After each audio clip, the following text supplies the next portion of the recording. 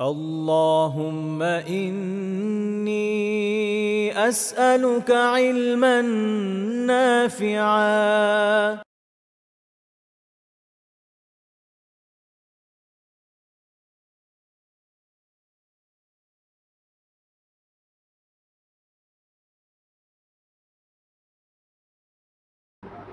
আসসালামু আলাইকুম ওয়া রাহমাতুল্লাহি ওয়া বারাকাতুহু। আশা করি সবাই ভালো আছেন। সবাইকে স্বাগত জানাচ্ছি আমাদের কবিরা গুনাহ বিষয়ক নিয়মিত আয়োজনে। আমরা শুরু করে দিতে পারি ইনশাআল্লাহ তাআলা। জাযাকাল্লাহু খাইরান। ইন্নাল হামদালিল্লাহ নাহমাদুহু ওয়া নাস্তাঈনুহু ওয়া নুসাল্লি আলা রাসূলিল কারীম ওয়া আলা আলিহি ওয়া সাহবিহি আজমাইন, আম্মা বা'দ। বিগত দিনের দার্সে আমরা আলোচনা করছিলাম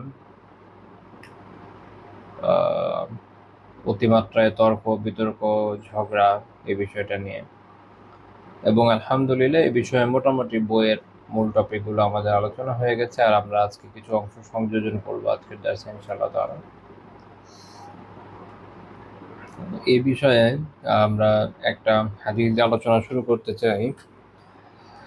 আবু উমামা রাদিয়াল্লাহু তাআলা আনহু থেকে বর্ণিত, রাসূলুল্লাহ সাল্লাল্লাহু আলাইহি ওয়াসাল্লাম বলেছেন, মা যাল্লা কওমুন বা'দা হুদা কানু আলাইহি ইল্লা উতুল জাদাল। কোনো জাতি যে হেদায়েতের উপর ছিল, এই হেদায়েতের উপর থাকার পরও একমাত্র এই তর্ক বিতর্কের জন্যই পথভ্রষ্ট হয়ে থাকে। মানে আবিধানিক অর্থ করলে হয় এরকম, যেমন কোনো জাতি নেই যে গোমরাহ হয়েছে হেদায়েত পাওয়ার পরে, যেটা তাদের কাছে যে হেদায়েত ছিল এই তর্ক বিতর্ক ছাড়া অন্য কোনো কারণে। অর্থাৎ কোনো জাতি হেদায়েত পাওয়ার পরে তাদের বিভ্রান্তির দিকে যাবার বড় কার্যকারণই হচ্ছে, আমরা বলতে পারি যে ভেদাভেদ, তর্ক বিতর্ক, দ্বন্দ্ব। এর সম্পর্কে এরপর তিনি সূরা আয-যুখরুফের 58 নম্বর আয়াত তেলাওয়াত করলেন, বাল হুম কওমুন খাসিমুন, বরং তারা হচ্ছে একটা ঝগড়াটে, বলা যায় ঝগড়াটে সম্প্রদায়, এরা সবসময় ঝগড়া করে। সুনান ইবনে মাজার 48 নম্বর হাদিস, শেখ আলবানী রাহিমাহুল্লাহ হাসান বলেছেন। আমরা যদি হাদিসটার দিকে একটু তাকাই, একটু মনোযোগ দিয়ে বোঝার চেষ্টা করি যে এটার অন্তর্নিহিত শিক্ষাটা কি, তাহলে আমরা আমাদের জীবনেও এটার প্রয়োগ খুব ব্যাপকভাবেই দেখতে সক্ষম হব। দেখেন, আল্লাহ তাআলা তো বান্দার জন্য হেদায়েতের অনেক রাস্তায় রেখেছেন, কিন্তু মনে রাখেন যে হেদায়েত পাওয়ার জন্য মানুষের মধ্যে একটা সমর্পিত মন থাকা লাগে। অর্থাৎ তাকে হেদায়েত চাইতে হয়, তাই না?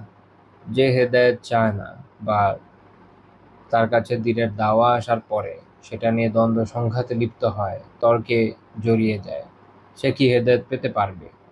সে আসলে কখনোই কোনো কিছুকে গ্রহণ করতে পারবে না। ফলে যেটা হয় যে এমন ধরনের লোকের কাছে হেদায়েতের বাণী আসে এমনিতেও কঠিন, আবার আসলেও তো সে অ্যাকসেপ্ট করতে চায় না। এটা তার তার্কিক মনের সমস্যা। আরেকটা দিক হচ্ছে যে আল্লাহ তাআলার মেহেরবানিতে যারা, যেই জাতি ধরেন ইসলাম পেয়েছে আলহামদুলিল্লাহ, তো তাদের মধ্যেও বিভিন্ন ধরনের বিভ্রান্তি গ্রহভাই তৈরি হয় কখন? যখন তারা বিপুল পরিমাণ দ্বন্দ্বে লিপ্ত হয়ে যায়। দেখা যায় যে উলামা যে দ্বীনি ইলম ধারণ করছেন সেটা যখন মানুষের কাছে পৌঁছায়, তো যার সে বিষয়ে জ্ঞান নেই তার কাজ হচ্ছে বিষয়টাকে মেনে নেয়। কিন্তু যার জ্ঞান নেই সে যখন অহেতুক দ্বন্দ্বে লিপ্ত হবে, এবং অনেক সময় এরকম হয় না, মানুষের মধ্যে এই ধরনের চিন্তা থাকে যে আমার তো এটা একদম ইন্টার বোঝা লাগে। বুঝতে কেউ না করছে না, বোঝা তো দরকারই। দিন তো সবার জন্যই একটা বড় ইবাদত অর্জন করা, তাই না? তো থরলি সব পড়েন তাহলেই তো হয়। এখন আমার পড়াশোনা হচ্ছে অল্প, ধরেন আমি এসএসসি এইচএসসি পর্যন্ত সায়েন্স পড়েছি। এখন আমি যদি হঠাৎ করে আবদার করে বসি যে এই স্পেসিফিক স্পেস যে শাটলটা তৈরি করা হলো, এটার এই স্পেসিফিক ডিজাইনের সব কিছু আমাকে বুঝিয়ে দিতে হবে, এটা আমার পক্ষে, এটা আসলে যে এই বিষয়ের এক্সপার্ট তার পক্ষে সম্ভব না, আমার পক্ষে বোঝা সম্ভব না। তো মানুষের প্রশ্নের ক্ষেত্রে এটা একটা গুরুত্বপূর্ণ বিষয় যে যাকে প্রশ্ন করছে এটাও বোঝা দরকার যে সে এটা উত্তর দিতে পারবে কিনা, এটাও বোঝা দরকার যে আমি দিলে সেটা নিতে পারবো কিনা, ওই সামর্থ্যটুকু আমার আছে কিনা। মানুষ যখন এটা বুঝতে ভুল করে তখন সে তর্কে জড়ায়। আবার অনেক সময় দেখা গেল যে আলহামদুলিল্লাহ আল্লাহ তাআলা কিছু মানুষকে জ্ঞান দিয়েছে, তারা আহলুল ইলম হলেন, তালিব ইলম হলেন, আলিম হলেন, যেটাই হোক।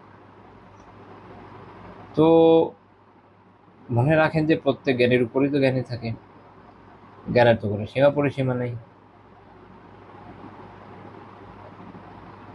এখন দেখা যায় যে মানুষ যতটুকু জ্ঞান অর্জন করেছে অনেক সময় এটা তাকে অহংকারী বানিয়ে দেয়, তার মনে হয় যে তার জানাটাই সেই জানা। এবং এক্ষেত্রে কোনো ধরনের মতভেদ, যেটা বৈধ মতভেদ, কারণ মতভেদ কিছু হয় কি অবৈধ মতভেদ, আর কিছু মতভেদ হয় বৈধ মতভেদ। তো যেটা বৈধ মতভেদ সেটাও সে একসেপ্ট করতে রাজি হয় না। তো একটা হচ্ছে যেটা বলে ইলমি মুনাকাশা, দুইজন সেম সাবজেক্টের লোক তারা যখন কোনো কেস স্টাডি করে নিজেদের সাবজেক্টে, এটা হয় ইলমি মুনাকাশা। ওই বিষয়ে তাদের জ্ঞান আছে, দুজনেরই ভালো জ্ঞান আছে, সেম সাবজেক্টের লোক আলাপ আলোচনা করছে যে এই বিষয়টা কি এইভাবে হয় কি এইভাবে হয় কিনা, বা এই থিওরিটা নিয়ে আপনি ভাবে ভেবেছেন কিনা, বা এই স্পেসিফিক কেসটা যখন অ্যানালাইজ করতে যায় যে এটা যে হলো কীভাবে হলো, এটা কি এটা এই কারণে হলো না ওই কারণে হলো, বিভিন্ন বিষয়। এটা আপনি যে কোনো সাবজেক্টের ক্ষেত্রেই এক্সপার্টদেরকে এটা করতে দেখবেন। তাত্ত্বিক পর্যালোচনা। আর আরেকটা হচ্ছে কি যখন এই জাদাল পর্যায়ে চলে যায়, ঝগড়াঝাটি, এইটা অজ্ঞদের থেকে হয়, যেহেতু সে জানেই না, তাই দুজনের মধ্যে আলাপ আলোচনা তো আর হবে না, মারপিট হবে। সে বলল এইটাই শেষ কথা, কেমন পর্যন্ত ঠিক এর বিপরীত আর কিছু হওয়ার সুযোগ নাই, কিন্তু আল্লাহর বান্দার খবর নাই না, বিপরীত অনেক কিছুই আছে। তো তারপর দেখা গেল যে দুজন মিলে ঝগড়াঝাটি করে মারপিট হয়ে গেল। আর আরেকটা হয় যে আলহামদুলিল্লাহ একজনের জ্ঞান আছে, কিন্তু সে মনে করছে তার জ্ঞান চূড়ান্ত পর্যায়ের জ্ঞান। চূড়ান্ত পর্যায়ের জ্ঞান তো শুধু আল্লাহ তাআলারই আছে। আমরা দুনিয়ার মানুষ যতই পড়ি না কেন কতটুকু পড়তে পারবো বলেন? মানে আমাদের দুর্বলতা সম্পর্কে যদি বলি, যে একবার আমি একটা স্পেসিফিক সাবজেক্টে বেশ কিছু, এটা আপনার কি আমাদের ভাষায় বলে সিলেবাস বলা যায়, একটা সিলেবাসের মতো বানালাম যে এই বইগুলো না আমি পড়বো ইনশাআল্লাহ। তো ওই সাবজেক্ট স্পেসিফিক একটা সাবজেক্টের, অনেকগুলো সাবজেক্টের একটা সাবজেক্ট। তো এই বিষয়ে আমি যতগুলো বই জোগাড় করলাম, মানে আমার কাছে যতগুলো সংগ্রহ ছিল, আমি মোটামুটি হিসাব করে দেখলাম যে ৩৬৫ দিন প্রতিদিন করে ১০০ পৃষ্ঠা করে পড়লে আমার সিলেবাসটা শেষ হবে না, একটু বেশি লাগবে। একটা সাবজেক্ট নিয়ে আলোচনা করছি, দুনিয়ার সব বই নিয়ে আলোচনা করছি না, আমি একটা সিলেবাস বানিয়েছি, সেখানে যে বইগুলো আছে এটা নিয়ে আলোচনা করছি।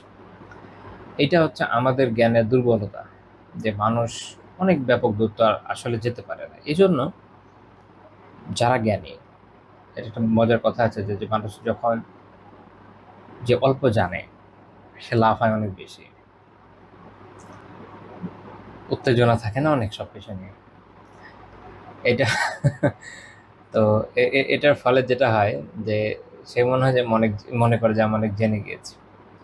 কিন্তু একজন যখন আরেকটু জ্ঞানের সফরে এগিয়ে যায়, মিড লেভেলে মোটামুটি পৌঁছায়, সেই সময় এসে অনুধাবন করে যে আসলে অনেক কিছু জানার বাকি আছে। আর কেউ যখন আসলে মানুষ হিসাবে যতটুকু যাওয়া যায় তা অনেক বেশি পর্যায়ে চলে যায়, সে বুঝতে পারে যে মানে ওভারঅল যে জ্ঞানের ব্যাপকতা সে তুলনায় খুব অল্প জীবনে অর্জিত হয়েছে। এই জন্য বলা হয় যে ফল ভারে, একটা কথা আছে না, যেন বৃক্ষ ফল ভারে নুয়ে পড়ে, তো জ্ঞান ভারে ওরকম ব্যক্তিও নুয়ে পড়ে। আর নয়তো শয়তানের পথে যায়, দুটার একটা হবে। শয়তানের তো জ্ঞান ছিল, লাভ হয় নাই, তাই না? অহংকার তাকে ধ্বংস করেছে, বিনয় মানুষকে নুইয়ে দেয় আর অহংকার ধ্বংস করে, এই হলো পার্থক্য। তো যখন দেখা যাচ্ছে যে আলহামদুলিল্লাহ দুজনের জ্ঞান আছে, তখনও তারা বুঝবে যে হ্যাঁ ঠিক আছে, আমি তো জানি, আমার এই বিষয়টা একদম ক্লিয়ার কাট জানা আছে, কিন্তু দুনিয়ার সবকিছু তার আমি পড়িনি। তো প্রতিপক্ষ যখন আলোচনা করবে তার সাথে সেও কি করবে, তখন আলোচনা করবে। আমরা এটা এই ভূমিকাটা বোঝা দরকার, এটা বোঝার জন্য যে কিছুদিন পরে ইনশাআল্লাহ তাআলা আমাদের প্রখ্যাত কয়েকজন ইমামের কয়েকটা উক্তি আমরা আলোচনা করব, সেটা বোঝার জন্য আমার এখনকার কথা বোঝা জরুরি। তো এই জন্য আমাদের প্রাচীন আলেমরা তারা জাদাল বা তর্ক বিতর্ক এগুলো পছন্দ করতেন না। তাদের কথা ছিল এরকম, বা তাদের আমলও ছিল এরকম, দেখবেন তাদের জীবনীতেই আছে যে বড় বড় ইমামরা যারা বিগত হয়েছেন সাধারণত তারা বিতর্কের মধ্যে যেতেন না। এটা অনেকে এরকমও বলেন যে এটা আমাদের সালফদের মানহাজও না। মানহাজ হচ্ছে আলোচনা করা, দুজন মিলে বসে আলাপ আলোচনা করা যায়, সেটা নিয়ে বিশাল বড় গ্যালারি করারও কিছু নেই, সবার সামনে বসে বসে বিতর্ক করারও কিছু নেই, নিজের আলোচনা করা যায়। যিনি হক জানতে চান এই আলোচনায় তার কাছে হক সুস্পষ্ট হয়ে যাবে ইনশাআল্লাহ। আবার অনেক সময় একটা আলোচনা থেকে আসলে হক স্পষ্ট হয় না, কারণ বিষয় অনেক সময় ক্রিটিক্যাল হয়। হয়তো দিনের পর দিন লাগাতার বসে বসে আলাপ আলোচনা করে এক পর্যায়ে বিষয়টা ক্লিয়ার হয়। এইটার জায়গায় যখন দেখা যায় যে ফেসবুক লাইভে মানুষ বিতর্ক করে, ইউটিউবে স্ট্রিমে বা অন্য কোথাও করে, বা এখন তো সরাসরি আগে যেমন হতো হল টল ভাড়া নিয়ে, এইটাতে সবসময় হক তো সুস্পষ্ট হতো না, তাই না? তো তো এখানে যেটা বলতে চাচ্ছি, এই জন্য আমাদের আলেমরা পছন্দ করতেন যে উত্তম হলো কি আলাপ আলোচনা করা, ইলমি আলোচনা পর্যালোচনা করা, যেটা একাডেমিক লেভেলের ভিতরে হবে, এটা মানুষকে কল্যাণের দিকে নিয়ে আসবে, একটা সঠিক সিদ্ধান্তে আসা যাবে। আর বিতর্কের ক্ষেত্রে হয় কি যে একজন আরেকজনকে পরাজিত করার মানসিকতা নিয়ে বিতর্ক করতে দাঁড়ায়, হক জানার মানসিকতা নিয়ে তোর কেউ দাঁড়ায় না। এত তো মানুষের সামনে থাকে, একটা ইগোর ইস্যু থাকে, এমন মেজাজ গরমও থাকে, দেখবেন যে যারা তার্কিক হয় এদের মেজাজ খুব গরম হয়, এরা অনেক এমন সব কথা বলে যেগুলো থেকে অহংকার চুয়ে চুয়ে পড়ে। আল্লাহ তাআলা জানেন কেন, বাট বাস্তবতা এটাই দেখে আসছি। আরেকটা বিষয় হচ্ছে যে তর্ক জেতা না, এটা একটা আর্ট। তর্ক জেতাটা একটা আর্ট। জরুরি না যে আপনি যে বিষয়ের পক্ষে তর্ক করছেন সেটা আসলেই খুব ভ্যালিড হতে হবে।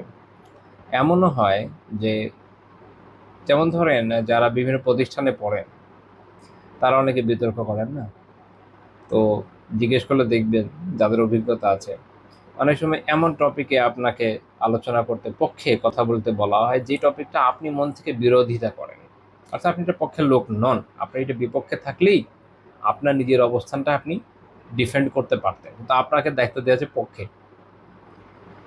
তো আপনি যেহেতু বিতর্কে দাঁড়িয়েছেন, জিততে তো হবে, তা আপনি অনেক ঘাটাঘাটি করে পড়াশোনা করলেন, এদিকে আল্লাহ তাআলা আপনার চাপায়ও ভালো জোর দিয়েছেন, তো 5 মিনিটের সময় আপনি এত অসাধারণ পারফরমেন্স দিলেন, ফয়সালা হয়ে গেল, বিতর্কে আপনি জিতে গেলেন। মন থেকে তো আপনি জিতলেন না, আপনার মন তো জানে আপনি এটা মানেন না, কিন্তু বিতর্কে জিতেছেন। তো বিতর্কে এই জন্য দিনকে রাত, রাতকে দিন করে দিতে পারে, তার মানে এই না যে দিন রাত হয়ে যাবে আর রাত দিন হয়ে যাবে, যেটা যা ছিল তাই থাকবে। তো এই হলো বড় সমস্যা বিতর্কে। আহ ওই প্রসঙ্গে আবার আসি যে আমাদের সালাফের এটা যেন ওনারা এটা করতেন না, ওনারা আলাপ আলোচনা করতেন, বোঝার চেষ্টা করতেন, কোনো মাসালায় যদি দ্বিমত থাকতো একেবারে দলিল উত্থাপন করতেন, এটা হলো একাডেমিক আলোচনা, যেটা ফলপ্রসূ হয়। আসলে বিতর্ক গা গরম করে, আর বাঙালি গা গরম করতে ভালোবাসে। গা গরম ছাড়া কোন কাজটা হয় বলে? তো দেখা যায় একটা তো বলেছি কি অজ্ঞদের ক্ষেত্রে হয়, আর জ্ঞানীদের আলোচনা করতে গিয়ে প্রসঙ্গে আসলাম যে যাদের আলহামদুলিল্লাহ জ্ঞান আছে কোনো না কোনো লেভেলে, তারাও দেখা যায় বিতর্ক করতে গিয়ে যেহেতু তর্কে জিততে হবে, তারা অনেক ক্ষেত্রে নিজেদের অবস্থান বা যার অবস্থানকে সে ডিফেন্ড করতে যাচ্ছে এটা অন্ধভাবে অনুসরণ করে কোনো না কোনোভাবে এটার পক্ষে কিছু কোনো না কোনো যুক্তি সে দাঁড় করিয়ে ফেলে, খুঁজে পেতে কোনো না কোনো দলিল সে দাঁড় করে ফেলে। এর ফলে কি হয় জানেন, যে সে আসলে যে একটা ভুল অবস্থানকে ধরে আগাচ্ছে সেটা কিন্তু তার সামনে কখনোই সুস্পষ্ট হয় না। ফলে দেখেন যে নিজেদের অজান্তেই একটা দল, একটা জাতি, একটা গোত্র, একটা কওম সঠিক অবস্থান থেকে সরে যাচ্ছে না। এছাড়া পারস্পরিক সংঘাত হয়, যেটা বললাম, জগতের মধ্যে সংঘাত হয়, আর জ্ঞানীদের মধ্যে এভাবে সমস্যা তৈরি হয়, ইগোর একটা ফাইট থাকে। এমনকি কখনো দেখা গিয়েছে যে ধরেন কোনো একটা টপিক নিয়ে ডিসিশন হলো যে এটা নিয়ে একটা বিতর্ক হবে, একটা বিবাদ। তো ধরেন ক আর খ দুইটা পক্ষ তারা অনেক পড়াশোনা করছে এটা নিয়ে, যে আগামীকাল যেহেতু আমাদের আলোচনা আছে আমরা এটা নিয়ে পড়াশোনা। কিভাবে প্রিপারেশন হয় যারা জড়িত, যারা তো জানেনি, যাদের একটু হলেও জ্ঞান আছে, জাস্ট শেয়ার করি। প্রিপারেশন হয়, ও আমাদের পক্ষে দলিল হলো এই, এটা হচ্ছে দলিল। বিপক্ষ হিসাবে ওর দলিল থাকতে পারে এই, আচ্ছা এটা খণ্ডন কি, এটা খণ্ডন এই। আমাদের দলিলের উপর কি কি প্রশ্ন আসতে পারে, এই প্রশ্ন আসতে পারে, এই প্রশ্নের জবাবে, এই প্রশ্নের জবাবে, এই প্রশ্নের জবাবে, এই হচ্ছে ওয়ে কিভাবে সাজাবে। বলেন তো, যদি যদি বাই চান্স বিষয়টা এমন হয় যে আমার পক্ষের কথাটা আসলে সঠিক না, এইভাবে যখন আমি প্রস্তুতি নেব জীবনে শিখতে পারবো যে আসলে আমারটা সঠিক না, কারণ আমি তো এটাকে স্ট্যান্ডার্ড ধরছি, ধরে এটার উপরে আমার পুরো থিওরিকে দাঁড় করাচ্ছি। এটার বিপক্ষে কি কি প্রশ্ন আসতে পারে তার জবাব হচ্ছে এই, ওর কি কি দলীয় হতে পারে তার খণ্ডন হচ্ছে এই। কিন্তু শান্তির সাথে ঠান্ডা মাথায় ভেবে চিনতে এটা বের করা যায় আসলে, আচ্ছা ওটাও একটু দেখি, একটু বিস্তারিত পড়ে দেখি, হতে পারে তো আমার অবস্থাটা ভুল হতে পারে, এভাবে কিন্তু কেউ আসলে পড়ে না। এই জন্য বললাম এগুলো আসলে আলটিমেট ফুটবল হয় না। আর তর্কের গুরুত্ব, ইমাম মালিক রাহিমাহুল্লাহ একটা কল আমার মনে পড়লো, হুবহু প্যারাফ্রেজ করতে পারবো না, মুখস্থ নেই। সেটা হচ্ছে এই, মূল কথাটা হচ্ছে এরকম যে যদি যুক্তি দিয়েই প্রমাণ করতে হয়, তো দুইজন ধরেন একটা বিষয়, একটা ঘটনা ঘটেছিল, আমি ঘটনার মূল থিমটা ওঠাচ্ছি। তো দুইজন লোকের যদি এরকম একজন এসে বলে যে এ আমার মাসালা, আর উনি বললেন যে এটা আমার মাসালা, যে তারা আসলে আমরা এটা নিয়ে একটা ডিবেট করি। তো উনি অনেকটা এরকম বললেন যে যদি আমি জিতে চাই তাহলে কারটা ঠিক হচ্ছে আপনারটা, যদি তুমি জিতে যাও তাহলে কারটা ঠিক হচ্ছে, আমারটা খুব ভালো। যদি এরপরে তৃতীয় একজন এসে নতুন কোনো তর্কে আমাদের দুজনকে হারিয়ে দেয় তাহলে কারটা ঠিক হবে, বলছে তারটা, তাহলে মানে তো সত্য কোনটা হবে? যখনই একজন নতুন লোক আসবে যার মধ্যে ডিবেটিং ক্যাপাসিটি আরো বেশি হবে, যে আরো সুন্দর করে কথা বলতে পারবে, যে আমাদের সবাইকে যদি মাত করে দেয়, তো তার কথাই তো সত্য হয়ে গেল। সত্য তো তখন এবার ফ্লোটিং হয়ে যাবে, আপনারা কোনটা মানবেন, তাই না? তো এই জন্য ডিবেট আসলে দেখা যায় ওইভাবে ফলপ্রসূ হয় না। যাই হোক, অনেক সময় বোঝা যায় যে অমুক যেটা বলছে এটা আসলে শক্তিশালী না, কিন্তু তার মাশাআল্লাহ উত্থাপন এত সুন্দর যে বিপক্ষ যারটা মনে হচ্ছে শক্তিশালী সেটা আসলে টিকতে পারছে না। এটাই তো বাস্তব, তাই না? তো তাহলে যেটা হয় যে একটা জাতি, সে আলহামদুলিল্লাহ হেদায়েত ধরেন পেয়েছে, কিন্তু যেহেতু তাদের মধ্যে কোনো না কোনো ধরনের ঝগড়া, বিবাদ, বিতর্ক, তর্ক এগুলো ছড়িয়ে গেছে, ফলে তাদের মধ্যে কি হয়ে যায়, তাদের গোমরাহির বিস্তার লাভ করে। এই আমাদের ইসলামের ইতিহাসেও পরবর্তী পর্যায়ে, এগুলো তো রাসূলুল্লাহ সাল্লাল্লাহু আলাইহি ওয়াসাল্লামের মুজিজা আসলে। অনেক হাদিস আছে যেগুলো শুনলে অনেক সময় আপনাদের মনে হতে পারে এটাও মুজিজা, হ্যাঁ ওটাও মুজিজা। এটা পরবর্তী পর্যায়ের এমন সব ঘটনার ইঙ্গিত দিয়েছে যেটা ওই জামানায় তখনও ঘটেনি। যেমন ধরেন একটা জাতি যেভাবে বিভ্রান্ত হতে পারে, রাসূলুল্লাহ সাল্লাল্লাহু আলাইহি ওয়াসাল্লামের কাছে তো যেহেতু উনি কিতাবাদি পড়েন নাই, যেমন আল্লাহ তাআলা এটা উল্লেখ করেছেন কোরআনে, তো ওনার কাছে তো আর এই খবর পৌঁছায় নাই যে ইহুদিদের মধ্যে বিভিন্ন গোত্র কিভাবে দ্বন্দ্ব সংঘাতের মধ্যে পড়ে ভাগ বাটোয়ারা করে নিয়েছিল না, দেশকে দুই ভাগ করে ফেলেছিল। কিভাবে পরবর্তী পর্যায়ে তাদের মধ্যে অনেক গোত্র দল উপদলের উদ্ভব হলো, এটা তার ওনার কাছে বই পড়ে উনি এই জ্ঞান লাভ করেন নাই। তো এটা একমাত্র ওয়াহী থেকে জানা সম্ভব। একই রকম ভাবে খ্রিস্টানদের কথা, আবার তার পরবর্তী পর্যায়ে এসে মুসলিমদের কথা। আর মুসলিমদের মধ্যেও যতদিন পর্যন্ত কোরআন এবং সুন্নাহর ক্ষেত্রে, ইসলামের আইনের ক্ষেত্রে জানলাম মানলাম নীতি ছিল, তো আলহামদুলিল্লাহ উম্মাহ হেদায়েত করছিল। কিন্তু যখন এই বিষয়টা জাদাল বা এই ডিসপিউটের পর্যায়ে চলে গেল, ঝগড়ার পর্যায়ে চলে গেল, তখনই কি হয়ে গেল, বিভিন্ন ধরনের ফিতনার তৈরি হলো। যেমন মুতাজিলীদের যে সর্দার ছিল ওয়াসিল, সে তার ওস্তাদ হাসান বাসরি রাহিমাহুল্লাহ তাআলার সাথে ডিসপিউটে জড়ায় গেল, এবং জড়ায় গিয়ে সে বিভ্রান্ত হয়ে গেল। এই বিভ্রান্তি পরে উম্মাকে অনেক সাফার করালো। একই রকমভাবে অন্যান্য যতগুলো বিষয় আসে, যেমন ওসমান রাদিয়াল্লাহু তাআলা আনহুর সময় মানুষ যদি শাসকের আনুগত্যের বিষয়টা, একজন ইসলামিক রাষ্ট্রের খলিফা যিনি জানাতন ব্যক্তি না, জুনুর আইন, যিনি জান্নাতের সুসংবাদ প্রাপ্ত, তাদের ব্যাপারে এমন লোক কথা বলছে যাদের জান্নাত হবে না জাহান্নাম হবে নিজেও জানে না। তো তারা যদি ইসলামের বিধানগুলো অনুসরণ করে শুনতো এবং মানতো, তো এটা তাদের জন্য ভালো হতো। কিন্তু আলটিমেটলি উম্মাকে, তাদের এই জাদাল, তাদের এই ডিসপিউট এই উম্মাকে শততা বিভক্ত করে দিয়েছিল। একই রকমভাবে আলী রাদিয়াল্লাহু তাআলা আনহু খিলাফতের দায়িত্ব পাওয়ার পরে যদি পুরো উম্মার সবাই এটা মেনে নিত, জাদালে লিপ্ত না হতো, তাহলেও অনেক মুসিবত থেকে বেঁচে যেত। এভাবে আপনি দেখেন যে বিভিন্ন ধরনের জাদাল গ্রাজুয়ালি উম্মার ভিতরে অনেক ক্ষতি করেছে। তো এই জন্যই হয়তো আল্লাহ আলম যে রাসূলুল্লাহ সাল্লাল্লাহু আলাইহি ওয়াসাল্লাম এটাই বলেছেন যে মা যাল্লা কওমুন বা'দা হুদা কানু আলাইহি ইল্লা উতুল জাদাল। কোনো কওম হেদায়েত পাবার পরে তাদের বদ্ধভ্রষ্টতার কারণ হচ্ছে কি জাদাল, তর্ক, ডিসপিউটস, দ্বন্দ্ব। তো এই জন্য এই উম্মার ভিতরে পরবর্তী পর্যায়ে যতগুলো ফিরকা, গুমরা ফিরকা বের হয়ে এসছে, সেটা খাওয়ারিজের ফিরকা হোক, রাফিজদের ফিরকা হোক, সেটা মুতাজিলারা হোক, মুরজিয়ারা হোক, যত গ্রুপ আছে তারা এইভাবে বের হয়ে এসছে। এই জন্যই হাদিস, যদিও আসলে ছোট্ট একটা হাদিস, কিন্তু এই হাদিস উম্মার পরবর্তী পর্যায়ে শত শত বছর ইতিহাসে ধারকবাহক হয়ে গেছে।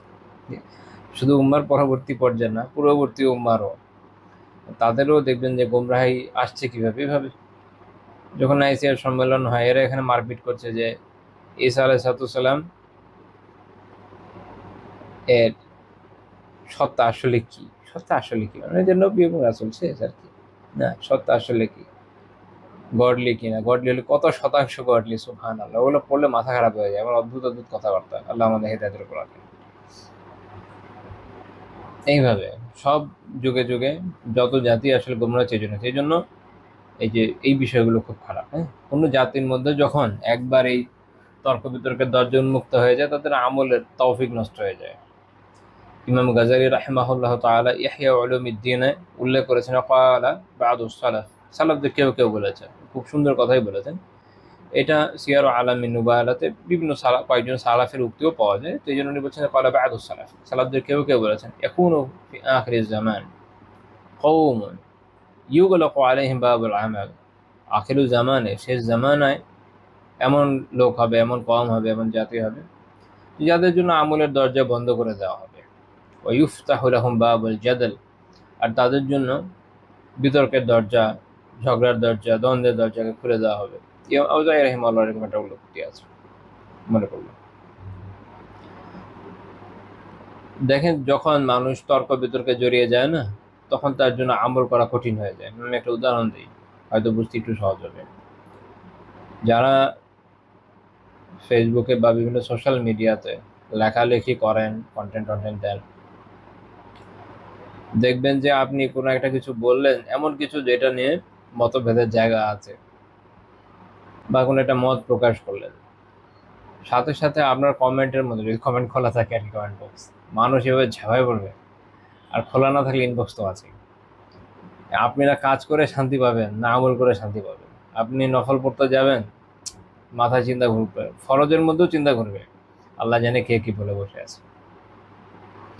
এর কারণ হচ্ছে আমরা এমন এক কম, অন্য জাতি জানি না, আমাদের অবস্থা তো আমি জানি, আমরা এমন এক কম যাদের জন্য আসলে আমলের দরজা আল্লাহ আলাম বাহ্যিকভাবে দেখে না মনে হয় বন্ধই আছে।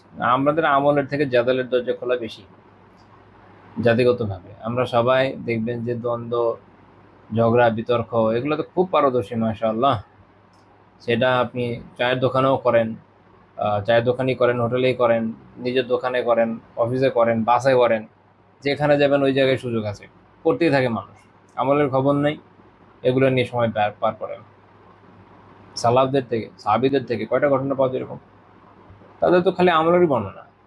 আমাদের যদি ইতিহাস লিপিবদ্ধ হতো না, আমাদের বিশিষ্ট ব্যক্তিদের, সাধারণ মানুষ বাদ দেন, সাধারণ মানুষ ইতিহাসকে লেখে, বিশিষ্ট ব্যক্তিদের, তাহলে দেখতেন আমলের ঘটনা পাওয়া যেত, কতটুকু আল্লাহ তাআলা ভালো যেত, ঝগড়ার ঘটনা কাটিয়ে পাওয়া যাচ্ছে। বিশেষ করে বিতর্কে, কে কয়টা বিতর্ক বিজয় করেছে, বিতর্ক বিজয়ী।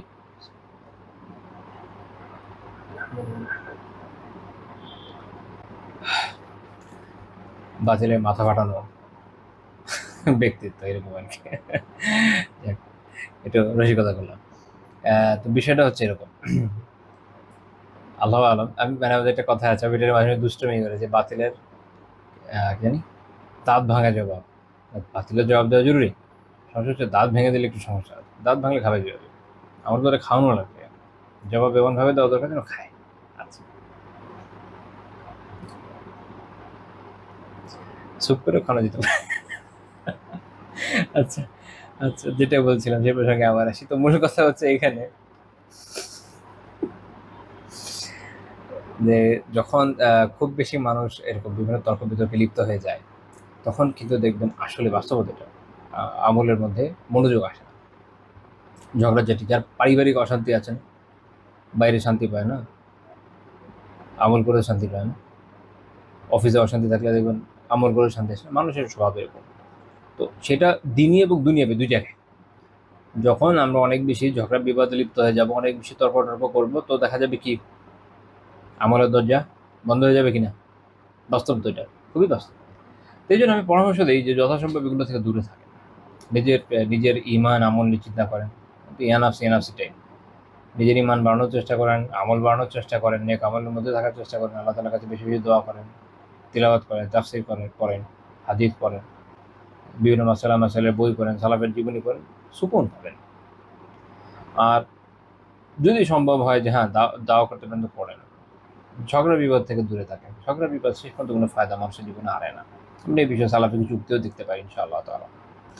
ইমাম রাউজাই রাহিমাহুল্লাহ তাআলা যেটা বলছেন, এমন একটা উক্তি আছে আল আদাবু শারঈয়াতে, ইবনু মুফলি রাহিমাহুল্লাহ উল্লেখ করেছেন, এর ইয়াতে সিয়ারু আলামিন নুবালাতেও আছে যে ইযা আরাদাল্লাহু আযজা ওয়া জাল্লা বিকাওমিন শাররা, আল্লাহ তাআলা যদি কোনো কওমের কোনো জাতির ক্ষতি চান, এটা হচ্ছে আল্লাহ তাআলার ইরাদা কাউনিয়া, ফাতাহা আলাইহিমুল জিদারা, তাদের জন্য তিনি তর্কের দরজা খুলে দেন। ওয়া মানাআহুমুল আমাল, আর তাদেরকে আমল থেকে বিরত রাখে। তো এটার এর ফল যেটা হয়, এমন জাতি তর্ক বিতর্কের মধ্যে এমনভাবে জড়িয়ে যায়, আমলে মাথা ব্যথা নাই, মাঝখান থেকে ক্ষতির সম্মুখীন হচ্ছে। কারণ এটা তো ক্ষতি, আলটিমেটলি বেনিফিট কোথায়? একটা কথা সবসময় মনে রাখবে যে ইলমি আলাপ আলোচনাটা জরুরি, এটা উম্মার জন্য খায়ের আনে। আলহামদুলিল্লাহ আমাদের উলামা ব্যাপক ইলমি আলোচনা করেছেন, একে অপরের সাথে মতভেদ করেছেন, এই কারণে তো আমরা এত বিস্তৃত একটা দিন পেয়েছি, তাই না? যেসব কিতাব মোটামুটি বিস্তারিতভাবে উলামাদের মত পার্থক্যগুলো নিয়ে লেখা হয়, এগুলো পড়লে মাঝে মাঝে খুব সুকুন আসে। আলহামদুলিল্লাহ অনেক প্রশ্ন আছে যেটা আগে চিন্তা ছিল যে এটার কি জবাব হতে পারে, বা হয়তো প্রশ্ন মাথায় আসে নাই, তো প্রশ্নটাও পাওয়া যায়, জবাবটাও পাওয়া যায়, বা আগে প্রশ্ন মাথায় ছিল, জবাব জানতাম না, যখন জবাবটা জানি ভালো লাগে। এবং এখানে দেখবেন যে উলামার পারস্পরিক যে সম্মান বোধটা খুবই গুরুত্বপূর্ণ। এখানে একটা বিষয় এটাও মনে রাখবেন, যেটা শুরুতেও বলছিলাম, যে দেখা যাচ্ছে কারো ইলম আছে ভালো আলহামদুলিল্লাহ, কিন্তু ওই যে আদবটা নাই। বিরোধের ক্ষেত্রে অপরের সাথে এমন ধরনের ব্যবহার করে, এমনভাবে আক্রমণ করে যে এটা একটা সংঘাত ছাড়া আর কিছু বয়ে আনে না, ফলে কোনো কল্যাণ আসে না। এগুলো কবিরা গুনার দিকে নিয়ে যায় মানুষকে, তাই না? যেটা আমরা তো আলোচনা করছি এটা নিয়ে, অনেক বেশি ঝগড়াঝাটির কি ফল। আর যখন সালাফের এই বিষয়ে বা প্রাচীন আলেমদের এই বিষয়ে কেদাবাদি করবে, দেখবেন বিষয়টা সহজ, তারা উভয়ে আলাপ আলোচনা করছেন, উভয় পক্ষে আলাপ আলোচনা করছেন। এমনকি এখনো এখনো আমার একটা নিজের জীবনে একটা ইন্টারেস্টিং ঘটনা আছে। ধরেন এক ব্যক্তি, যিনি একজন বড় আলিম কোন এক দেশের, তার নাম হচ্ছে ক, আর কোন একটা ইস্যুতে তার সাথে একদমই বিপরীত মত রাখেন এমন একজন ব্যক্তি, তার নাম হচ্ছে খ। তো এই যে ক ব্যক্তি, তার যে স্পেসিফিক একটা টপিকে খ নামক ব্যক্তি বিরোধিতা করেন, ওই খ ব্যক্তি ওই স্পেসিফিক এক টপিকের এক্সপার্ট, সামগ্রিক দিনের না হলে ওই এক টপিকের উনি এক্সপার্ট। হ্যাঁ, তো ওটা নিয়ে উনি একটা বই লিখেছেন, বিষয়টা ক কে রদ করার জন্য না, উনি একটা বই লিখেছেন। তো বইয়ের মধ্যে উনি প্রসঙ্গক্রমে কয়ের আলোচনা হয়েছেন, যেহেতু উনি এই বিষয়ে এক দিককার লোকজনের কাছে রথী মহারথী। এদিকে হয়েছে কি, এই ক ভদ্রলোকের অনেক আগের একজন ছাত্র, অনেক আগে ছিল, এখনকার অনেক আগের কোন এক ছাত্র, মনে করেন আমাদের দেশেরই হইল। তো সেই ভদ্রলোক তিনিও না, তার ছাত্র, 10 ছাত্র এরকম, মানে আমি দেখাচ্ছি যে ল্যাডারে কত নিচের লোক, সে বেচারা তেলে বেগুলো জ্বলে উঠেছে, কিভাবে সাহস হলো খ লোকটার ক লোকের এই বিষয় রদ করার? আচ্ছা, তো ওটা তো তার সাবজেক্ট করবি। দেখেন আমি দেখাচ্ছি কত নিচের লোক না। আচ্ছা, যদি ডিগ্রি আছে কি যে আসে, আপনার যদি আদাব না থাকে এক্সেলাফের, তাহলে ডিগ্রি আপনার কোনো ভ্যালু আনবে? এবার আসেন, ইন্টারেস্টিং, আমি এটা পড়লাম। আচ্ছা, ভদ্রলোক খুব রেগে আছেন, তার লেখা টেখা পড়লাম। ইন্টারেস্টিং ওই সময় আমি এক জায়গায় গেলাম, সেখানে বাবার বলছে কর দুজনই দেশের বাড়ির লোক, আমাদের দেশের লোক না। তো এখন এমন এক লোকের একটা চমৎকার বিষয়ের বই পেলাম, যেটা আরো হার্ড একটা টপিকের। যিনি বইটা লিখেছেন তিনি এই ক ভদ্রলোকের সরাসরি ছাত্র। তিনি আবার দোয়া অভিমত নিয়েছেন খ ভদ্রলোকের। ঠিক আছে? তো দেখেন, সেম দেশের মধ্যে এনাদের ক এবং খর মধ্যে কিন্তু বাড়াবাড়ি নাই, এটা ইলমি ডিসকাশন ভাই। উনি বলছেন এটা এরকম, খ বলছে যে না, এটা আমি একমত না। সিম্পল। কয়ের যিনি সরাসরি ছাত্র, তারও কোনো মাথা ব্যথা নেই, তিনি অসাধারণ বই লিখেছেন, তিনি খয়ের থেকে দোয়াও নিয়েছেন মার্শাল্লাহ, সেটা আবার ছাপিয়েছেন বইয়ের মধ্যে। মনে করেন বই খুললে কয়ের দোয়া, বই শেষ হয়েছে খয়ের দোয়া, যেরকম আর কি ধরেন সিনারিওটা। মাঝখান থেকে 1000 মাইল দূরে আমাদের দেশে ওই ক যিনি তার ছাত্র, না তার ছাত্রেরও ছাত্র হবে বা আরো নিচে, অথবা তার ছাত্রের ছাত্র, এনিওয়ে, তো সে বেচারা জ্বলে উঠছে আপন শক্তিতে। এটা হলো সমস্যা আর কি। দেখবেন যে আলহামদুলিল্লাহ যাদের মতো ইলমের আদাব আছে, তাদের জন্য ইখতিলাফ, আলাপ আলোচনা এগুলো খুব খায় নিয়ে আসে। যখন থাকবে না, না তখন সমস্যা। একই জিনিস ভাই, ওই ইয়ের মতোই, ধরেন তরবারির মতো বা ছুরির মতো। হ্যাঁ, ছুরি একটা ভালো জিনিস, আপনার কাছে আছে, আপেল কেটে খাবেন, খুব ভালো। কিন্তু এটা একজন ছিনতাইকারীর কাছে থাকলে এটা খুব ক্ষতিকর, তাই না? জিনিস তো এই, এখন যে এটাকে সুন্দর করে ব্যবহার করতে জানে তার জন্য কল্যাণ, কিন্তু যে এটা জানবে না তার জন্য অকল্যাণ করা হবে। তো যে জানে, ভালো মতো আদাবগুলো জানে, সে সুন্দর করে করে আলোচনা যাবে, সুন্দর আলাপ আলোচনা হবে। যে জান নাই, ডিগ্রি কিন্তু মানুষকে আদাব শেখায়, ডিগ্রি মানুষকে আসলে জ্ঞানও শেখায়। ডিগ্রি একটা ওয়ে শিখিয়ে দেয়, একটা নির্দিষ্ট সিলেবাসকে শেষ করায় মাত্র। তো সে যত বড় জায়গা থেকে ডিগ্রি নিয়ে আসুক না কেন, তাই না? রাসূলুল্লাহ সাল্লাল্লাহু আলাইহি ওয়াসাল্লামের তো দুনিয়াবি সেন্সে, ওই আমলের হিসাবে তো কোনো, আমাদের দুনিয়াবি সেন্সে কোনো ডিগ্রি ছিল না, বাট উনি সবার থেকে জ্ঞানী না। আল্লাহ তাআলা তাকে যে জ্ঞান দিয়েছেন, ওই জ্ঞান কার আছে? জ্ঞান। আর অন্যদিকে আমাদের এমনও তো লোক আছে যারা আমাদের সেন্সে অনেক হাইলি গ্র্যাজুয়েট, বড় বড় জায়গা থেকে ডিগ্রি নিয়ে এসছে, পিএইচডি করে এসছে, পোস্ট ডক পড়ায়, না আদব আছে, না ভালো আখলাক আছে, আর না জ্ঞানের যে ফল তা তার মাঝে দেখা যায়। এটাই তো বাস্তবতা, এগুলো মাথায় রাখতে হবে। আচ্ছা, ইমাম মালিক রাহিমাহুল্লাহ বলেছেন যে লাইসা হাযাল জাদালু মিনাদ দ্বীন বিশাই। এই দ্বীনে এই ঝগড়া, এটা কোনো কিছু নাই, কোনো স্থান নাই, আসলে কিছু নাই, কোনো কিছু অর্জন করা যায় না আসলে দিনের ভিতর ঝগড়াঝাটি করে। কেন? এটা আমি যে শুরুতে ব্যাখ্যা করেছি, যেটা বলেছি যে এই ব্যাখ্যাগুলো পরে এই কথাগুলো বুঝতে সাহায্য করবে।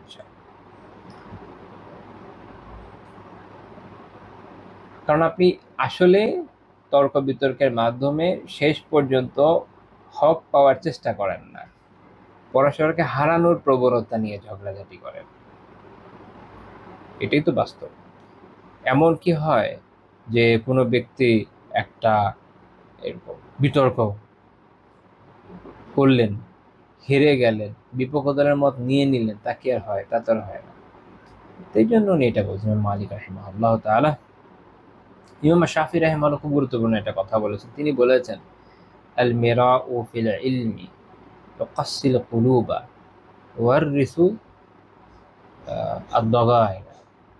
জ্ঞান নিয়ে যে তর্ক বিতর্ক হয় না, জ্ঞানের যে বিতর্ক পারস্পরিক, তুকাসসিল কুলুব, এটা অন্তরগুলোকে না কঠিন করে দেয়। এইটা একদম বাস্তব সত্য। যেটা শুরুতেও বলেছিলাম যে যারা এই ধরনের কাজ করেন, আপনি দেখবেন যে তাদের মনোভাব যেন কেমন থাকে, খুব কঠোর, খুব হঠকারী ধরনের, অহংকার মনে হয় যেন চুয়ে চুয়ে পড়ে, এবং অপরের প্রতি কেমন যেন এক ধরনের বিতৃষ্ণা, ছোট করার, তাচ্ছিল্য করার মনোভাব থাকে। এখন হতে পারে যে তাদের কোনো শাস্ত্র আছে, যে শাস্ত্রে তারা এইভাবে শেখে যে প্রতিপক্ষকে তাচ্ছিল্য না করলে জেতা যাবে না। আল্লাহ, আই ডোন্ট নো, বাট আমি এটুকু জানি যে ওকে, কোরআন সুন্নাহ আমাদেরকে এই বিষয়টা শিখায় নাই, এটুকু আমরা জানি।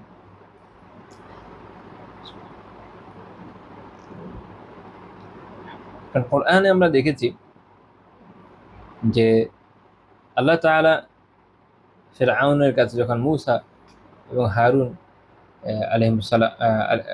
আলাইহিস সালাম ওনাদেরকে পাঠান, তো তখন এটাই বলে দিয়েছেন যেন তারা নরম ভাবে কথা বলে।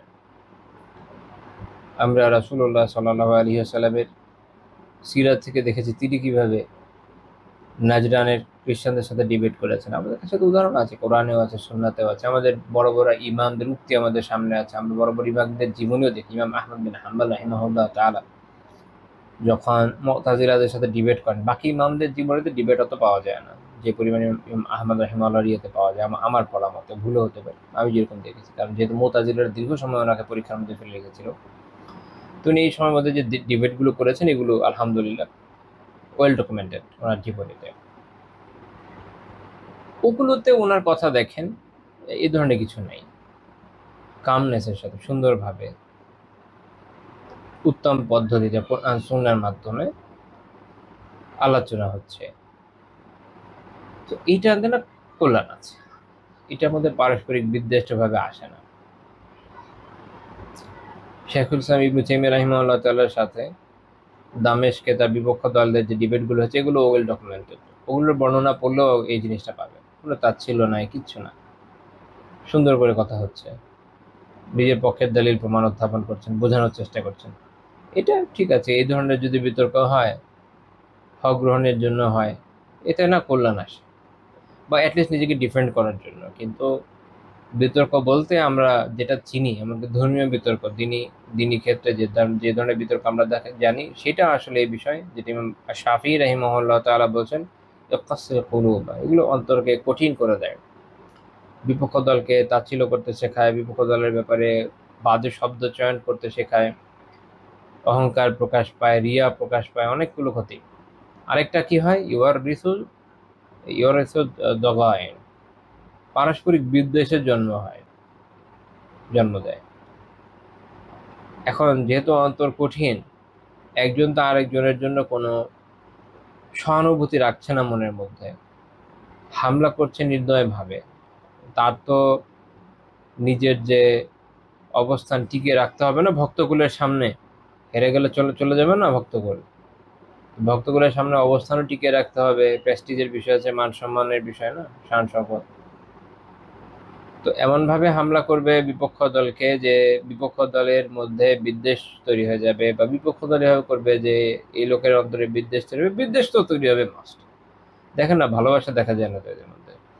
অনেক সময় বাইরে আপনি ক্যামেরা নিয়ে হাজির হয়ে যাবেন, দুজন কাঁধে হাত রেখে ছবি উঠাবে, ঠিক আছে, কিন্তু বিদ্বেষ কিন্তু কমে নাই। ছবি তো বাংলাদেশের ছবি রাজনীতি হয়, তো ওটা বাদ দেয়। কেউ দুজন একসাথে দাঁড়িয়ে ছবি তোলা মানে কেউ কাউকে এন্ডোর্স করা না, এটাই বাস্তবতা। পারস্পরিক বিদ্বেষ অনেক ব্যাপক হয়ে যায়। তো ইমাম শাফিঈ রাহিমাহুল্লাহ বলেছেন যেটা, এটা খুবই গুরুত্বপূর্ণ কথা, যে জ্ঞানের ক্ষেত্রে যে বিতর্ক, এটা মানুষের হৃদয়কে কঠিন করে, পারস্পরিক বিদ্বেষের জন্ম দেয়। মাইমুন বিন মেহরান রাহিমাহুল্লাহ তাআলা তিনি লিখেছিলেন আরেকজনের কাছে, খুব সুন্দর একটা কথা, এটাতে আমি সালাফের আলোচনা শেষ করছি। ইমাম দারিমি রাহিমাহুল্লাহ তাআলা তার মুসনাদ উল্লেখ করেছেন 310 নম্বর হাদিস হিসেবে। মাইমুন বিন মেহরান রাহিমাহুল্লাহ তাআলা বলছেন, ইয়াকা ওয়াল খুসুমাত ওয়াল জিদাল ফিদ্দীন, তুমি দ্বীনের বিষয়ে এই ঝগড়াঝাটি, বিতর্ক এগুলো পরিহার করো। ওয়ালা তুজাদিলান্না আলিমা ওয়ালা জাহিলা, খুব গুরুত্বপূর্ণ দুইটা কথা বলেছেন, এটা মনোযোগ দিয়ে শুনবেন ইনশাআল্লাহ। আলিমদের সাথেও তুমি কোনো ধরনের বিতর্ক করবে না, জাহেলদের সাথে করবে না। তাহলে কার সাথে করবে? কেন কার সাথে করবে না? আচ্ছা, কেন করবে না উনি ব্যাখ্যা করছেন। আম্মাল আলিম, যিনি আলিম, ফাইন্নাহু ইয়াখজুনু আনকা ইলমাহু ওয়ালা ইউবালি মা সানাআতা। আলিম তিনি কি করবেন, যে তুমি কি করছো এটার গুরুত্ব দিবেন না, উনি তোমার থেকে তার জ্ঞানকে গোপন করে ফেলবেন, কারণ উনি আলিম, তুমি জাহেল। তো উনি যখন বুঝবেন যে আচ্ছা এ যে এসে বিতর্ক করছে, আমি বুঝাবোই কেমনে আর দিবই কি, থাক ভাই, দরকারই নেই। এটা বাস্তবতা। আল্লাহ তাআলা যাকে ইলমের তৌফিক দিয়েছেন, কিছু লোক আছে যে যার সাথে পারে তার সাথে ডিবেট করা শুরু করে, পারলে রাস্তায় কাউকে দাঁড় করিয়ে তার সাথে করে। দেখুন তার্কিক যদি না হয়, সাধারণ আলিম হন, তো তিনি সাধারণত যখনই দেখবেন যে আচ্ছা এই লোকটা আসলে জানার জন্য প্রশ্ন করছে না, দেখেন উত্তর একজন আলিম দুইভাবে দিতে পারে, বা আরো ভাবে হলে হতে পারে। আমি দুইভাবে কথা বলি। এক হচ্ছে এই, আপনি একটা প্রশ্ন করলেন যে এটার উত্তর কি হবে, তো ওনার মাথায় যে শুধু উত্তরটা আছে, উত্তর আপনাকে বলে দিন হচ্ছে উত্তর। আপনি যখন জিজ্ঞেস করবেন এইটুকু উত্তর পাবেন, এর বেশি পাবেন না। অনেকের মনে হতে পারে যে সব জায়গায় কি আলেমরা এইভাবে করে? হ্যাঁ, সব জায়গায় এইভাবে করে। ইউটিউব তো আছে, আরবের আলেমদের প্রশ্ন উত্তর দেখেন, উত্তর আফ্রিকার দেখেন, মালয়েশিয়া, ইন্দোনেশিয়ার দেখেন, যদি এগুলো পাবেন ম্যাক্সিমাম ক্ষেত্রে এভাবে করে। সাধারণ রীতি এটা। আচ্ছা, সেই আলিম এখন একটা কিতাবের দরজ দেবেন, কোন একটা কিতাবের। এখন আপনি ওখানে ছাত্র, ওই কিতাবটা উনি যখন পড়বেন একদম ভিন্ন রকম হয়ে যাবে সাথে সাথে। তখন ইনডেপথ আলাপ আলোচনা হবে, এই বইয়ের ভিতরে কি আছে না আছে সবকিছু নিয়ে কথা হবে। এটার সাথে প্রাসঙ্গিক কি হতে পারে, এর বিপক্ষে কি হতে পারে, সেগুলো নিয়ে আলোচনা হবে, অনেক ব্যাপক। তখন আপনি প্রশ্ন করবেন, এখন উত্তরও দেখবেন খুব ডিফারেন্টলি আসবে। এটা কারণ হচ্ছে যে মানুষ ক্যালিবার বুঝে উত্তর দেওয়া হয়, যেটা শুরুতে আলোচনা করেছে। আপনি হঠাৎ করে দাঁড়িয়ে যদি জিজ্ঞেস করেন, এটা তো বুঝে তো উত্তর দিতে হবে না। এবং অনেক সময় একজন আলিম প্রশ্নকারীর প্রশ্ন থেকে বুঝেন, কখনো ধোকাও খায় মানুষ অনেক সময়। এখন তো আসলে মুশকিল হয়ে যায়, অনেক সময় বোঝা যায় না যে প্রশ্ন করছে অনেক সময় বোঝা যায়। একটা একটা ইন্টারেস্টিং ঘটনা মনে পড়ে গেল। যখন আমাদের এখানে সিপাহী বিদ্রোহ হয়, ওই সময় আমাদের এই অঞ্চলে খুব বড় একজন আলেম ছিলেন, মাওলানা রহমতুল্লাহ কিরনাবী রহিমাহুল্লাহ তাআলা। উনি খ্রিস্টানদের একজন বিখ্যাত পাদ্রী ছিল, ফাউন্ডার। তার সাথে ডিবেটে তাকে হারিয়েছিলেন এবং একটা অসাধারণ কিতাব লিখেছেন খ্রিস্টানিটির খণ্ডন করে। এটার নাম হচ্ছে ইজহারুল হক। বাংলায় অনুবাদ হয়েছে, ডক্টর আব্দুল্লাহ জাহাঙ্গীর সাহেব রহমতুল্লাহ অনুবাদ করেছেন। আমার যদি খেয়াল আছে, বাট আমি এটা পড়ি নাই, ওনার অনুবাদটা পড়ি নাই। আমার কাছে এটা আরবি কপি আলহামদুলিল্লাহ আছে। তো এই ইজহারুল হক কিতাবটা উনি ওই সময় প্রণয়ন করেন, আগে পিছিয়ে ওটা পরের আলোচনা যে কখন কি করেন, মানে বোঝানোর জন্য বলছে যে উনি উনি এরকম ব্যক্তিত্ব ছিলেন। সিপাহী বিদ্রোহের সময় কিছু পরে উনি এই ভারত থেকে পালাতে বাধ্য হন এবং মক্কায় আশ্রয় নেন। তো মক্কায় আশ্রয় নেওয়ার পরে ওই সময় মক্কার ওদের একটা পদ ছিল, শাইখুল ইসলাম পদ ছিল। তো ওখানকার ওই সময় পদ ছিলেন হচ্ছে শাফিদের একজন আলিম হুজাইনি দাহলান। তো জাইনি দাহলান রাহিমাহুল্লাহ তাআলা ওই সময় কোনো একটা কিতাব থেকে দর্জ দিয়েছেন শাফি ফিকের, আমি এখন খেয়াল নাই কোন কিতাব থেকে।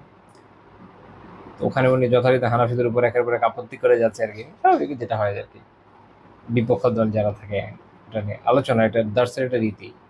আচ্ছা, আমরা এটা বলি বিপক্ষ দল হচ্ছে এই, বিপক্ষ দল এই হচ্ছে জবাব, এভাবে এভাবে হয়। দাস শেষ করার পর যখন প্রশ্নের সময় আসো, কিনবী রহিমাহুল্লাহ তাআলা কয়েকটা প্রশ্ন করলেন। প্রশ্ন শুনে জাইনি দাহলান রাহিমাহুল্লাহ বুঝে গেলেন যে প্রশ্ন যে করেছে ওনার লোক চেহারা দেখে বোঝা যায়নি।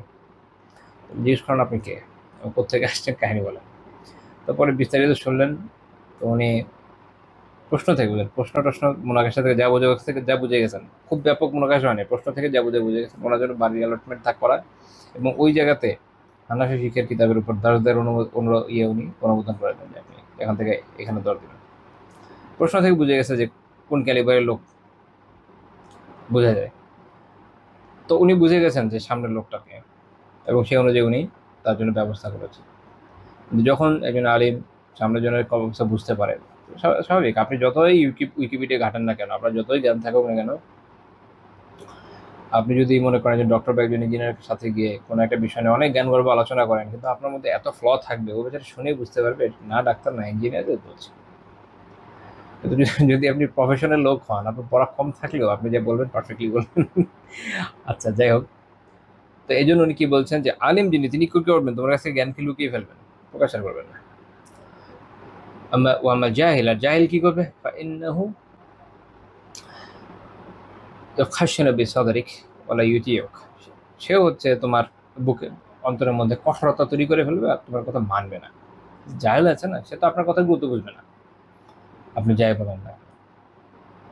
আপনি যদি তার সাথে একটা বিষয় নিয়ে একটা তর্ক বিতর্ক করতে যান, সে আপনার সাথে এমন ব্যবহার করবে যে আপনার কথাও মানবেই না, আগে থেকেই কথা যে মানবই না। আর আপনার সাথে এমন ব্যবহার করবে যে আপনার অন্তরে কঠোরতা তৈরি হয়ে যাবে, ভয়ানক সিচুয়েশন হয়ে যাবে। তো এই জন্য আলিম বলেন, জাহেল বলেন, কারোর সাথে কি অনুচিত তর্ক বিতর্ক ঝগড়াঝাটি মানুষ। তো শেখ হুসাইন আসাদ রহিমাহুল্লাহ তারা এই রিওয়ায়াতের তাহকিক বলেছেন সনদ সাহিহ।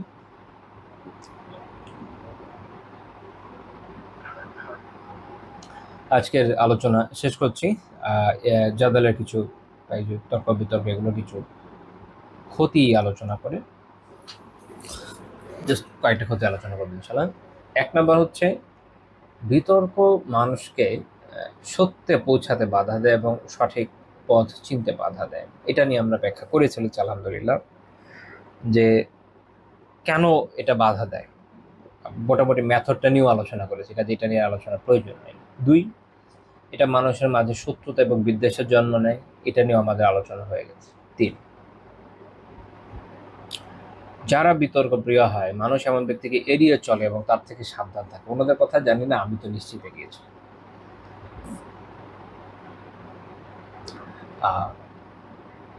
আমি যখন এমন মানুষ দেখি তার মধ্যে একসেপ্ট করার আগ্রহ তেমন নাই, তর্ক করতে চাই। আমার আমার স্বভাব হচ্ছে আমি এড়িয়ে যাই, উত্তরও দিই না, সাধারণত এড়িয়ে যাই। তো সাধারণত মানুষ তাই করে। আবার কিছু লোক আছে যারা বিতর্ক খুব ভালোবাসে, এরা যখন দেখে আরেকজন যখন বলেছে সেও ঝাঁপিয়ে পড়ে, তখন আমারও বলা দরকার। সাধারণত মানুষ আমার লোককে পছন্দ করে। 4 নম্বর বিষয় হচ্ছে এভাবে বিতর্ক যে সমস্যাটা তৈরি করে সেটা হচ্ছে যে তার্কিক হয়। এটা তার না একরকম সাজাও হয়ে যায়। কিরকম? সেটা হচ্ছে যে সত্যকে অনুসন্ধান করার যে একটা সুখ আছে না, এটা থেকে সে বঞ্চিত হয়। সে তার যে অবস্থানটা আছে এটাকেই ধ্রুব সত্য বলে ধরে নেয়।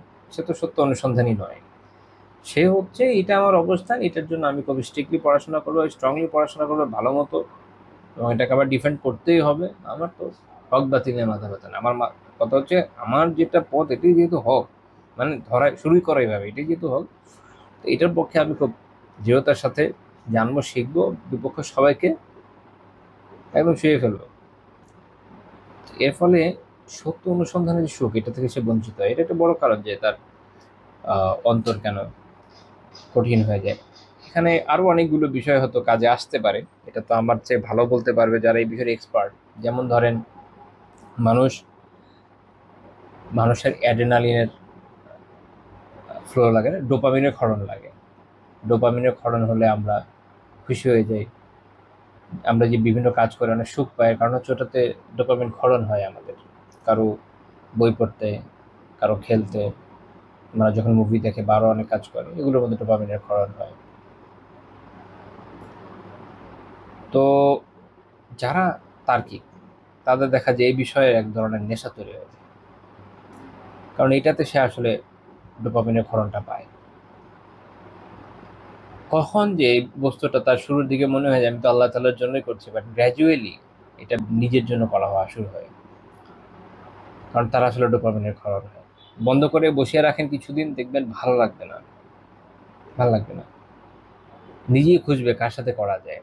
হয়তো কথা দিচ্ছে যে না ভাই এখন থেকে আর করবো না, কয়েকদিনের মধ্যে দেখবেন আরেকটা ঘোষণা এসে গেছে, মানে আরেকটা করতে যাচ্ছে। যে ডোপামিনের ক্ষরণ হয়, এটা মুশকিল, এক ধরনের আসক্তি। আর এই জন্য অনেক বেশি যারা বিতর্কে লিপ্ত থাকে এরা অনেক সময় বিভিন্ন মিথ্যার উপরে, ভ্রান্তির উপরে অটুট থেকে যায়। তাদের কাছে মনে হয় এটাই ঠিক আছে, এখান থেকে সে সরতে চায় না, এবং এটার পরিণামও খারাপ হয়। তো যাই হোক, এই হলো মোটামুটি এই বিষয়ে কিছু আলাপ আলোচনা। আমরা এটা নিয়ে আলহামদুলিল্লাহ আলোচনা করলাম যে এই তর্ক বিতর্কের ক্ষতিকর দিকগুলো কি, এই বিষয়ে সালাফি কিছু উক্তি। আল্লাহ তাআলা আমাদের তৌফিক দান করুন, আমরা যেন আল্লাহ তাআলার সন্তুষ্টির জন্য ইলম অর্জন করতে পারি এবং ইলমকে অন্যের কাছে পৌঁছে দিতে পারি। আল্লাহ তাআলা আমাদের তাদের অন্তর্ভুক্ত করুন যাদের জন্য তিনি আমলের দরজাকে খুলে দিয়েছেন, তাদের অন্তর্ভুক্ত না করুন যাদের জন্য তর্ক বিতর্কের দরজাকে খুলে দেওয়া হয়েছে। আল্লাহ তাআলা আমাদেরকে তৌফিক দেন, আমরা যেন তার সন্তুষ্টির জন্য ইলম অর্জন করতে পারি, সে অনুযায়ী আমল করতে পারি। অহেতুক ঝগড়া, বিতর্ক, তর্ক এগুলো থেকে দূরেই থাকতে পারি। এর মাধ্যমে আমরা যেন আমাদের সময় অপচয় না করি, বরং এর থেকে উত্তম কাজের মাধ্যমে আমাদের সময়কে ব্যয় করতে সক্ষম হই। আজকের আলোচনা এই পর্যন্তই থাকছে। সুবহানাকাল্লাহুম্মা বিহামদিকা লা ইলাহা ইল্লা আনতা